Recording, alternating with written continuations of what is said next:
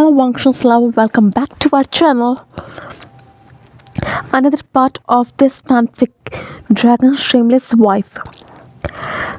अब हमें विंग दिखाते हैं जहाँ विंग अपने रूम में बैठकर सोच रहा होता है कि उसके मैडम यू ने क्यों ड्रैगन प्रिंस सेकंड गुसु प्रिंस लैंड बांगजी से शादी करने की इजाज़त दी, जबकि वो एक प्रिंस है और मैं सिर्फ एक आम कल्टीवेटर, एक सर्वेंट का बेटा। फिर क्यों वो ये चाहती है कि मैं सेकंड गोसो प्रिंस से शादी कर लूँ। ये बात विंग को समझ में नहीं आ रही थी। वो ये बैठकर सोच रहा था। वो सोच रहा था कि उनकी शादी सीजे से भी तो करवा सकते हैं, क्योंकि वो चांग क्लैन की प्रिंसेस हैं, प्रिंसेस चांग यानली। फिर उन्होंने ये रिश्ता मुझे देखकर क्यों तय किया। लैंडजैन दूसरी तरफ ये बात जानकर थोड़ा सा परेशान हो गया। क्या जब उन्हें पता होता कि रिश्ता लैंड चान के लिए नहीं बल्कि उसके लिए जा रहा होता तो क्या वो फिर भी मना कर देते। लैंडजैन को ऐसा ही लग रहा था। उसे अभी यही लग रहा था कि अगर उसका रिश्ता जाता तो शायद वो लोग मना कर देते, लेकिन उन्होंने नहीं बताया था इसलिए वो मना नहीं कर सकते। शायद ये उनकी मजबूरी होगी, क्योंकि कोई भी उसके जैसे कोल्ड और हार्टलेस पर्सन से शादी नहीं करना चाहेगा। लैंडजैन ये सोचते हुए अपनी आंखें बंद कर सो जाता है। दूसरी तरफ रात के 2 बज रहे थे। विंग गहरी नींद में था। अचानक से उसे एक झटका लगता है और वो जाग जाता है। वो अपने सामने जंग चैंग को देखता है और वो कहता है, आज चैंग तुम यहाँ क्या कर रहे हो? तुमने मेरी सारी नींद ख़राब कर दी। तब जंग चैंग उसके हाथ में एक पोटली देते हुए कहता है, जल्दी से अपने कपड़े बांधो और यहाँ से भाग जाओ। ये बात सुनकर विंग शॉक हो जाता है कि आखिर जंग चैंग को हुआ क्या है, वो मुझे यहाँ से भगाना क्यों चाहता है। तभी पीछे से सिजई आती है उसके और बोल, जी देखिए ना, जंग चैंग मुझे अपने ही रूम से बाहर निकालना चाहता है। तब उसकी सिजई उसके सर पे पेट करते हुए कहती है, आशन तुम यहाँ से चली जाओ, तुम्हारा यहाँ रहना ठीक नहीं है। अभी भी विंग को कोई भी बात समझ में नहीं आई थी। उसने अपनी सिजई को देखते हुए पूछा, क्या हुआ जई, आप मुझे यहाँ से क्यों भेजना चाहती हैं? तब जंग चैंग उसके सर पे मारते हुए कहता, तुम फुसियान बेवकूफ़ की बेवकूफ़ी रहोगे, यहाँ से चले जाओ वरना मैं तुम्हारी अभी टांगे तोड़ दूंगा। ये कहते हुए विंग के ऊपर जंग चैंग चिल्लाने लगा। सिजई उसे शांत करवाते हुए कहती है, चैंग शांत हो जाओ। आशन में बात सुनो। मैंने सुना है सेकंड गोसो प्रिंस बहुत ज़्यादा स्ट्रिक्ट और डिसिप्लिन्ड हैं, और तो और उन्हें बिल्कुल भी किसी भी चीज़ में केयरलेसनेस पसंद नहीं, और मैं नहीं चाहती कि मेरा आशन वहाँ के 1000 रूल्स में बंद कर रह जाए। मेरा आशन केयर फ्री है, हैप्पी। मैं नहीं चाहती उसे कोई ऐसी जगह भेज दिया जाए। अब विंग को सारी बात समझ में आ रही होती कि मैडम यू ने विंग के लिए रिश्ता तय किया, ना कि जानी आनली के लिए, क्योंकि सेकंड गोसो प्रिंस कोल्ड हार्टेड है। उसे ये बात पता थी पर ये समझ में नहीं आ रही थी, लेकिन अब विंग को सब कुछ साफ सीधे सीधे शब्दों में समझ में आ गया था। वो जानी आनली का हाथ पकड़ते हुए कहता है, जय आपको पता है ना, मेरे लिए जो भी फैसला होगा बहुत अच्छा होगा, आप फिक्र मत कीजिए। तब आचिंग कहता है उसे पंच करते हुए उसके चेस्ट पे, तुम बेवकूफ़ हो विवजियान, तुम यहाँ से चले जाओ। अगर तुम्हारी शादी होगी तो तुम कभी खुश नहीं रह पाओगे। तुम यहाँ के नियम तो फॉलो नहीं कर सकते, वहाँ के नियम कैसे फॉलो करोगे बेवकूफ़। तब वो आचेंग को अपने गले से लगाते हुए कहता, ओ आचेंग तुम मेरी फ़िक्र इतना करते हो, मुझे तो पता ही नहीं था मेरा सीडी मेरी इतनी फ़िक्र करता। विवजियान से टीस करने लगता। तब उसे जंगचा अपने से दूर करते हुए कहता, तुम जैसी इडियट की फ़िक्र कौन करना चाहेगा, तुम यहाँ से जाओगे मेरे लिए तो अच्छा ही है। तब सिजई की तरफ विंग देखते हुए कहता है, देखा सिजई, ये मुझे यहाँ से भगाना चाहता है, फिर चाहे वो किसी भी सूरत में क्यों ना हो। तब सिजई सारी बातों को छोड़कर वो आशन को अपनी तरफ मोड़ती और कहती, क्या तुम सच में शादी करना चाहते हो आशन? तब विंग मुस्कुराते हुए कहता है, हाँ सिजई, अगर ये फैसला अंकल फैंगमियान ने और मैडम यू ने लिया तो ज़रूर इसकी कोई ना कोई बहुत बड़ी वजह होगी। अगर हम अभी इस वक्त ना कर देते हैं तो सारी चीज़ें बहुत ज़्यादा बिगड़ सकती हैं। आपको पता है ना, क्लांस के रिश्ते ख़राब हो सकते हैं। तब यानली उसके सर पे हाथ फेरते हुए कहती, मेरा आश्चर्य सच में बहुत बड़ा हो गया है। तब जांग चैंग कहता, मैं इस बेवकूफ़ की वजह से अपनी नींद ख़राब कर रहा था। और वो विंग के बेड पर ही सो जाता है। विंग कहता है, आचिंग उठ जाओ, ये मेरा बेड है, तुम कैसे सो सकते हो। तब आचिंग ज़मीन की तरफ इशारा करते हुए कहता है, तुम फ्लोर पे सो जाओ। तब विंग को बहुत गुस्सा आता है और वो आचिंग के पास ही जाकर सो जाता है। और बेड पर जाते ही विंग को दोबारा नींद लग जाती है, क्योंकि वो रात के 1 बजे सोया था और अभी तो सिर्फ 3 ही बज रहे थे। वो तो सुबह 10 बजे उठता है। अब यानली उन दोनों को साथ में सोता देखकर दोनों पे चादर उड़ाकर वहाँ से चली जाती है। बाहर आकर यानली आसमान को देखने लगती है और सोचने लगती है, मेरे आश्रय को और क्या क्या बर्दाश्त करना होगा। वो वापस अपने रूम में जाती है और वहाँ बैठ जाती है। वो ये सोचते सोचते सो जाती है, कब उसे पता ही नहीं चलता। सुबह होती है। गोसो क्लैन में एक नया सूरज निकलता है। आज हर जगह के कबीले को निमंत्रण भेज दिया गया था, ताकि सबको ये बात पता चल जाए कि जियांग क्लान से लैन क्लान का रिश्ता जुड़ चुका है। तभी वहाँ एक जियांग क्लान का मेंबर आता है और कहता है, मुझे मास्टर लैन से मिलना है, उनके लिए एक खत आया है। जब लैन चिरान को ये बात पता चलती है कि जियांग क्लान से एक मेंबर आया है लेटर लेकर, तो वो तुरंत उसे बुलाते हैं। वो इस वक्त याशी में बैठे हुए थे लैनसन और लैंचचैन के साथ। वो लोग अभी मॉर्निंग की टी पी रहे थे।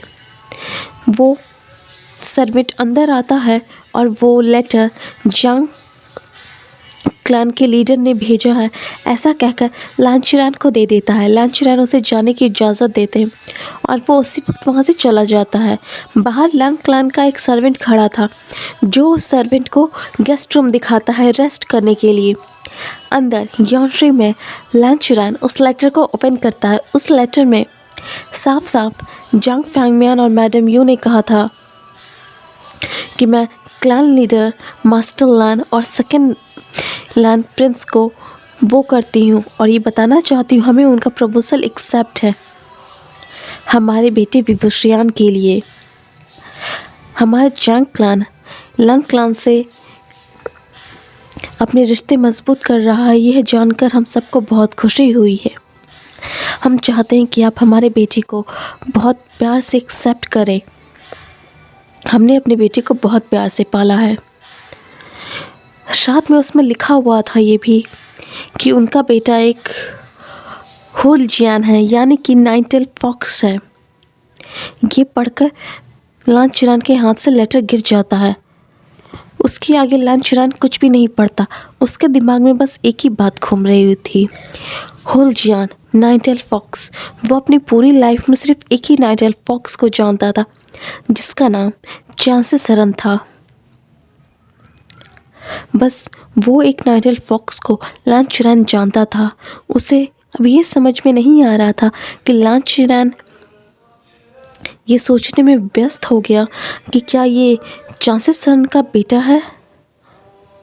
ये कैसे मुमकिन है? चांसे सरन तो एक नाइट हंट के दौरान अपने हस्बैंड और के साथ मारी गई थी और साथ में उसका बच्चा भी। फिर ये कौन है? तब लांचिरान वापस उस लेटर को अपने हाथ में लेता है और पढ़ने लगता है। उस लेटर में आगे लिखा हुआ था, हम अपने बेटे विवुशियान का रिश्ता आपके सेकंड गुसु प्रिंस के साथ तय करते हैं। हमारे 9 टेल फॉक्स विंग ने आपके बेटे के साथ आपके नेफ्यू आपके सेकंड लैंड प्रिंस के साथ शादी करने के लिए मंजूरी दे दी है। उम्मीद करती हूँ आप इस बात से हमसे नाराज़ नहीं होंगे कि हम आपको अभी सूचित कर रहे हैं। उम्मीद है आप इस बात को समझेंगे कि हम किसी को नहीं बताना चाहते कि हमारा बेटा एक 9 टेल फॉक्स है, हुल जियान है। लंचरन को अभी समझ में नहीं आ रहा था वो इस वक्त क्या करे, क्योंकि उसने सारे निमंत्रण पत्र भेज दिए थे। तब वो लंचरन की तरफ देखता और कहता है, उन सारे निमंत्रण पत्र को अभी रोको। तब लंचरन कहता है, ठीक है अंकल, और वो वहाँ से चला जाता है।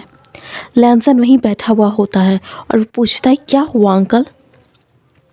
तब लंचरन कहता है, कुछ नहीं वांगजी, तुम्हारी शादी जांग क्लान के अडॉप्टिव सन व्यूजियान से तय की गई है, जो एक हुल जियान है, और साथ ही साथ वो तुम्हारा एक बहुत अच्छा पार्टनर साबित होगा। ये सारी बात सुनकर वो चुप। कुछ नहीं वांगजी, लंचरन ने कहा और वो अपनी टेबल से उठ गया। वो अपनी दाढ़ी को सहलाते हुए कहता, लैंसन, तुम्हें पता है मैं अपने लाइफ में सिर्फ एक ही नाइनटेल फॉक्स से मिला हूँ, जो चांसेस सरन थी। हम लोग साथ में क्लाउड रिसर्च में पढ़ा करते हैं। हम दोनों ही उसे बहुत पसंद करते थे, पर वो हमारी मेट नहीं थी, वो हमारे फ्रेंड की मेट थी, वी चांसे की। लैंसन ये सुनकर शॉक हो गया कि उसके अंकल ने भी कभी किसी को पसंद किया था। फिर वो आगे बढ़ते हुए कहता है, मैं खुश था कि उन दोनों ने शादी कर ली और उनका एक बेटा था। मुझे कुछ दिनों बाद ये पता चलता है कि उन्हें एक नाइट हंट पे मारा गया है। उनकी मृत्यु हो गई है उनके बेटे के साथ, और अब ये विवशयान जिससे तुम्हारी शादी होने वाली है, वो भी एक नाइटेल फॉक्स है। तब लैंसन खड़ा होते हुए पूछता है, क्या ये? तब लंचरन उसकी तरफ देखता है और कहता है, मुझे नहीं पता वांगजी। वांगजी सिर्फ अपना सर हाँ में हिलाता है और कहता है, अंकल मुझे अब जाने की इजाज़त दीजिए। वो जाने ही लगता है, तभी लंचरन आके कहता है, अंकल मैंने सारे निमंत्रण पत्र को रोक दिया है। तब लंचरन उन दोनों की तरफ देखते हुए कहता है, ठीक है अब जाओ, तुम दोनों के पास बहुत ज़रूरी काम है। वांगजी, सेकंड प्रिंस ऑफ गुसू, जाकर ये देखो कि तुम्हारी शादी की तैयारियां सही से हो रही हैं या नहीं, उसमें कोई भी गलती नहीं होनी चाहिए। लैंसन के कान लाल हो गए। दूसरी तरफ लंचरन की तरफ देखता और कहता है, जाके इसमें जहाँ भी प्रिंसेस यानली का नाम है उस जगह पे प्रिंस विवशयान का नाम लिखो। तब लंचरन कहता है, उनके अडॉप्टिव सन के साथ हमारी वांगजी की शादी तय हुई है। तब अंकल कहते हैं, हाँ। तो वो लंचरन उनकी तरफ देखते हुए कहता है और वांगजी को देखते हुए कहता है, हम जानते हैं जांग क्लान स्नो टाइगर्स हैं। मुझे बात बहुत अच्छी लगी जानकर कि उन्होंने हमसे झूठ नहीं कहा, पर क्या मैं जान सकता हूँ उन्होंने अपनी बेटी, अपनी प्रिंसेस, वो भी तो स्नो टाइगर है, फिर उन्होंने छोड़कर अपने अडॉप्टिव सन के लिए वांगजी को क्यों चुना? तब लंचरन उसकी तरफ देख के कहता है, नहीं, उनका अडॉप्टिव सन स्नो टाइगर नहीं है, बल्कि एक नाइनटेल फॉक्स है। ये सुनते ही लंचरन के पैरों के नीचे से ज़मीन खिसक गई। लंचरन अपने अंकल को देखते हुए कहता है, पर अंकल नाइनटेल फॉक्स तो काफ़ी समय पहले ही लुप्त हो गए हैं। तभी जांग फैंगमियान की तरफ एक और सीक्रेट मैसेज आता है, जिसमें लिखा हुआ होता है कि आप ये बात किसी को ना बताएं तो बेहतर होगा। और वो मैसेज तुरंत आते ही खोलने पड़ते ही वो मिट भी जाती है, उसका कोई नामो निशान नहीं होता। तब लंचरन कहते हैं, अब तुम्हें समझ में आ गया होगा उनका मतलब। वो कहता है, बिल्कुल अंकल, मैं जाकर अभी सब ठीक करवाता हूँ। और दूसरी तरफ लैंसन निकल गया अपने अंकल की बात को पूरा करने, अपने अंकल को ये बताने कि वो ज़रूर वैसा ही करेगा जैसा उनके अंकल ने उसे कहा है। वो जाकर सारी शादी की तैयारियां देखने लगा। लैंसन को ऐसा करते देख सारे लोग लंग क्लान में शॉक हो गए कि सेकंड गुसू प्रिंस खुद अपनी शादी का मुआयना कर रहे हैं, उसकी जांच कर रहे हैं कि सब कुछ ठीक से हो रहा है या नहीं। अब सारे क्लैन में वापस से उन सारे निमंत्रण पत्र को सुधार कर भेज दिया गया था, जहाँ प्रिंसेस यानी यानली की जगह प्रिंस विवुशियान का नाम लिखा हुआ था। सभी लोग शॉक हो गए और जब ये बात वैन रुहान की क्लैन में पहुंची कि वैन विवुशियान, जिसे उनका बेटा वैन चौ पसंद करता है, उसके लिए लैन क्लैन से रिश्ता आया था और लैन क्लैन ने उसे एक्सेप्ट किया एज अपने सेकंड प्रिंस की ब्राइड के तौर पर। और आज से ठीक 2 दिन बाद उनकी शादी होने वाली और उन्हें इनवाइट किया गया था। दूसरी तरफ नी क्लैन और जिन क्लैन में भी ये निमंत्रण पत्र पहुंचता है और वहाँ भी हड़कंप मच जाता है, क्योंकि किसी को भी उम्मीद नहीं थी मैडम यू जैसी औरत अपने अडॉप्टिव सन को लेकर इतना बड़ा फैसला करेगी, क्योंकि पूरी दुनिया जानती थी मैडम यू अपने अडॉप्टिव सन से बहुत नफरत करती हैं। इसलिए किसी ने ये नहीं सोचा था कि वो अपने अडॉप्टिव सन के लिए ऐसा फैसला लेंगी कि वो उसे किसी की कॉन्क्यूबाइन नहीं बल्कि उसकी कॉन्सर्ट, उसकी वाइफ बनाकर भेजेंगी। ये बात सभी के दिल में मुसीबत के साथ साथ अजीब सी बेचैनी ला रही थी। उन्हें विश्वास नहीं हो रहा था कि ये मुमकिन है। मैडम यू ऐसा फैसला कैसे ले सकती हैं? कुछ तो कारण होगा। दूसरी तरफ जियांग क्लैन के पास भी ये निमंत्रण पत्र आ जाता है कि 2 दिन बाद शादी है। मैडम यू बहुत खुश होती हैं और सबको कहती हैं पूरे जियांग क्लैन को दुल्हन की तरह सजाया जाए, ऐसा लगना चाहिए कि वो किसी जन्नत में आए हैं। किसी भी चीज़ की कमी मत रखना। लैंस के आगे जियांग्स का रुतबा कम नहीं होना चाहिए। वो जियांग चैंग की तरफ देखती हैं और कहती हैं जियांग चैंग पूरी चीज़ों की जिम्मेदारी तुम करोगे। यानली सारे नौकरों को निर्देश तुम दोगी कि ऐसे क्या करना है। जियांग चैंग तुम समझ गए ना मैंने तुमसे क्या कहा। जियांग चैंग अपनी माँ की तरफ देखता और कहता है यस मदर मैं समझ गया। और यानली कहती वैसा ही होगा मदर जैसा आपने कहा है। जियांग फैंगमैन अपनी वाइफ अपनी यू को देखकर इस तरह बहुत खुश थे। उन्हें विश्वास नहीं हो रहा था जो हमेशा विवुशियान को डांटती रहती थी हर बात पे, वो इतनी अच्छे से इन सारी चीज़ों को संभाल लेगी। अब शादी का दिन आ गया। 2 दिन इन सारी चीज़ों में कैसे बीत गए किसी को पता भी नहीं चला। इन 2 दिनों में काफ़ी चीज़ें बदल गई। होने वाली ब्राइड को पूरी तरीके से आराम करने के लिए कहा गया। वो अपने रूम से बाहर नहीं निकल सकती थी, किसी भी कारण से नहीं। उसे किसी भी चीज़ की ज़रूरत होगी तो वो सर्वेंट्स को बोलेगी। विंग को ये बात बहुत गुस्सा दिलाती थी कि वो अपने कमरे से बाहर भी नहीं निकल सकता है। 2 दिन तक विंग अपने कमरे से बाहर नहीं आया और वो आने की कोशिश भी करता तो मैडम यू उसे बार बार दिख जाती हैं और वो उसे आंखें दिखाती हैं और विंग वापस अपने बेड पर जाके बैठ जाता है। आज उसकी शादी का दिन था। वो पूरी तरीके से रेड ड्रॉप्स में सजा हुआ था। वहाँ लैन क्लैन मेंबर्स पहुँच जाते हैं। जियांग क्लैन में उनका स्वागत बहुत धूमधाम के साथ होता है। लैंस वही सफ़ेद ड्रेस में थे, सबको लग रहा था, लेकिन नहीं, आज सारे लैंस अपने रेड ड्रेस में थे। उनके फॉरहेड पे वाइट रिबन्स बंधे हुए थे। सिर्फ लांजान के फॉरहेड पे रेड रिबन बंधा हुआ था, जिससे ये पता चल रहा था कि वो ग्रूम है। लांजान का चेहरा अभी भी कोल्ड था। वो सबको बो करता है झुककर और उसे देखकर सब लोग डर जाते हैं कि कितना कोल्ड फेस है। क्या ये सच में उनके विंग के लिए ठीक होगा? यानली अपने मन में सोचने लगती है और एक बहुत वार्म सी स्माइल के साथ लांजान का वेलकम करती है। और बाकी सभी जियांग चैंग को ये बात खटक रही थी और वो बार बार लैन वांगजी की तरफ ही घूरे जा रहा था।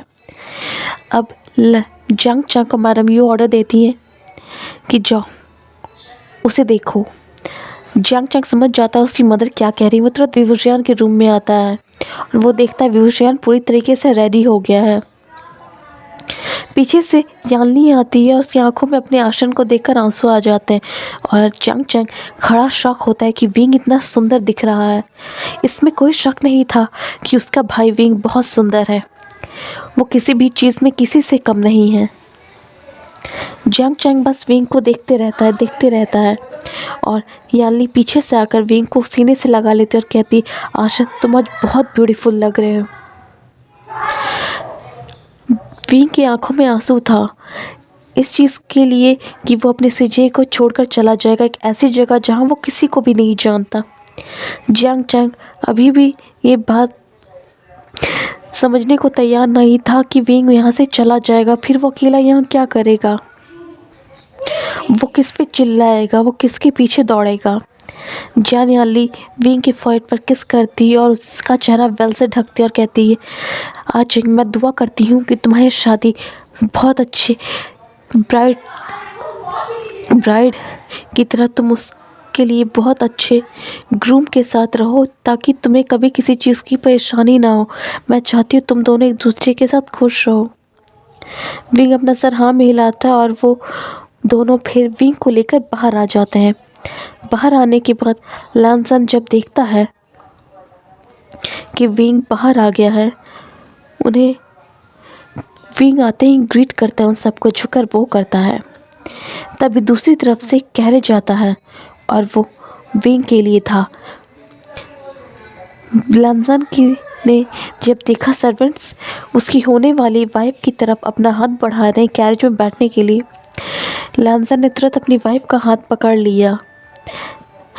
जब विंग ने उसका हाथ पकड़ा तो वो बहुत ज़्यादा कोल्ड था, इतना कि विंग सन हो गया। उसे कुछ भी समझ में नहीं आया किसी इंसान का शरीर इतना ठंडा कैसे हो सकता है, पर ना जाने फिर भी उससे उसकी बॉडी में उस हाथ को पकड़ने के बाद वार्मथ महसूस हो रही थी। उसके दिल में एक अजीब सी बेचैनी होने लगी। लैन वांगजी ने उसका हाथ पकड़कर उसे कैरेज में बिठाया और कैरेज का दरवाज़ा बंद कर दिया। विंग की धड़कनें तेज थी और वो अभी भी अपने हाथों पे उस इंसान का स्पर्श फील कर सकता था। उसके दिल में अभी भी बेचैनी हो रही थी। अगर उस इंसान का हाथ इतना ठंडा है तो वो कितना ठंडा होगा।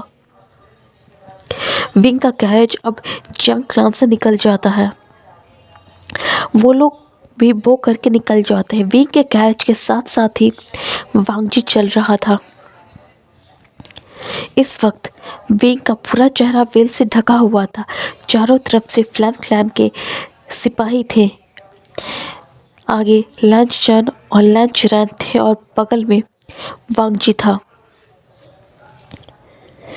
जब वो देखता है आगे काफ़ी सारी चीज़ें बंद है, तब किसी को समझ में नहीं आता ये क्या हो रहा है। तभी अचानक से बारिश होना शुरू हो जाती है, आसमान में बादल गरजने लगते हैं। तब उन्हें पता चलता है शायद ये पत्थर मौसम के बिगड़ने की वजह से यहाँ पहाड़ों पर से लुढ़क कर आ गए होंगे।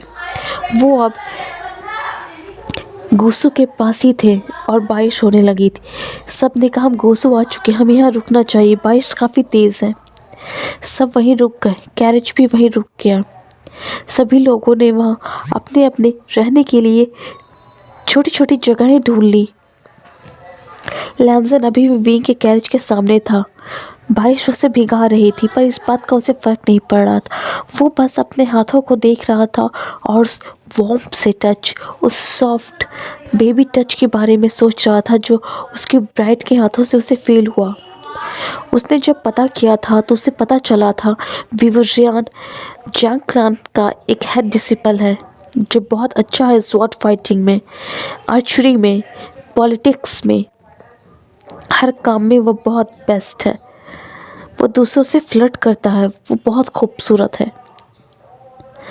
पर उसे विश्वास नहीं हो रहा था जिस इंसान ने अभी उसका हाथ पकड़ा था उसका हाथ इतना मुलायम एक बेबी की तरह है।